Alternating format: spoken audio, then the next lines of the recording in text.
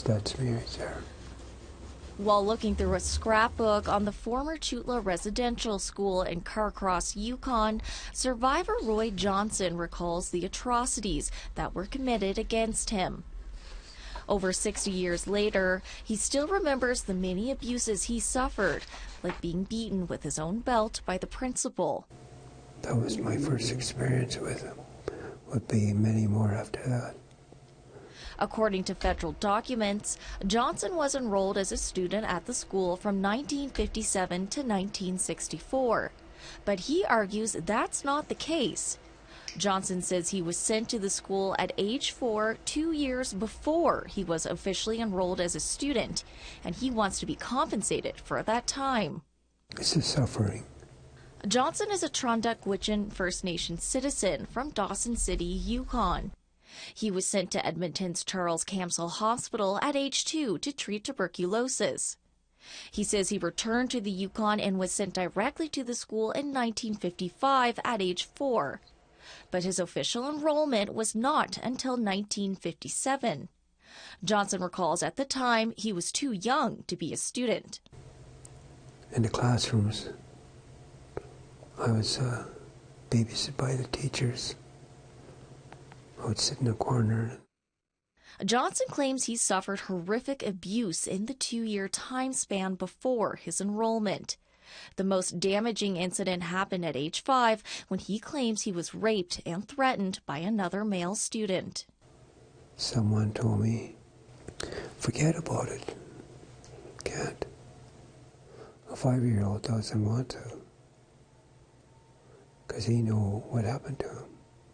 Johnson says he experienced more abuse before he left the school nearly illiterate at age 13 in 1964.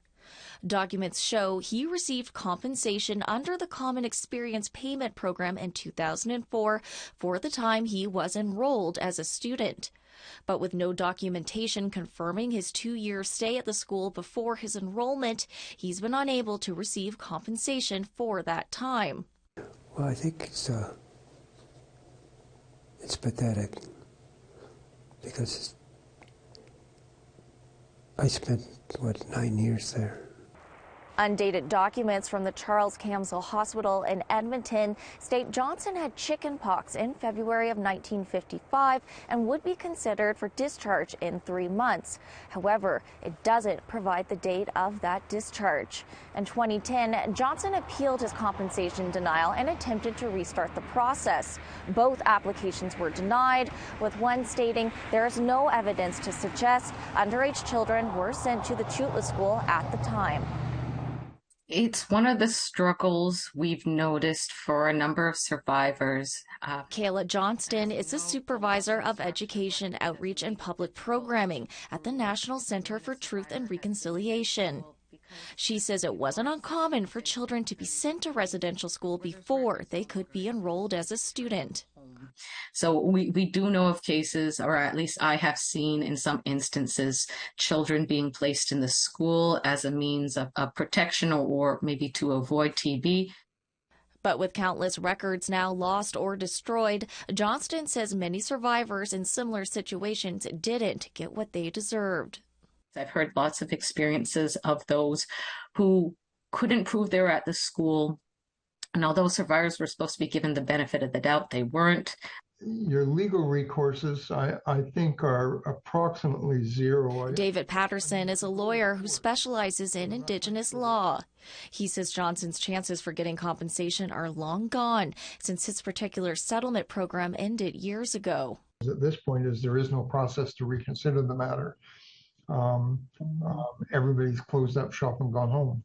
Patterson says legal action is likely the only option for Johnson, though he's unlikely to have success. You have what at the end of the day is a legal process, and sometimes complicated legal process that individuals were brought into and often didn't receive the results they wanted, and the mechanisms for challenging that were obscure and complicated, and especially if you go to court, somewhat difficult for an individual to do.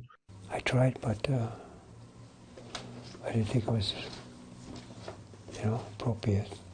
As for Johnson, he's continuing his search to locate records that validate his experience. He says he's speaking out now because of the discoveries of the thousands of suspected unmarked graves at various residential schools. When they found all those children buried, I think at the time I was quite angry that they found children younger than me.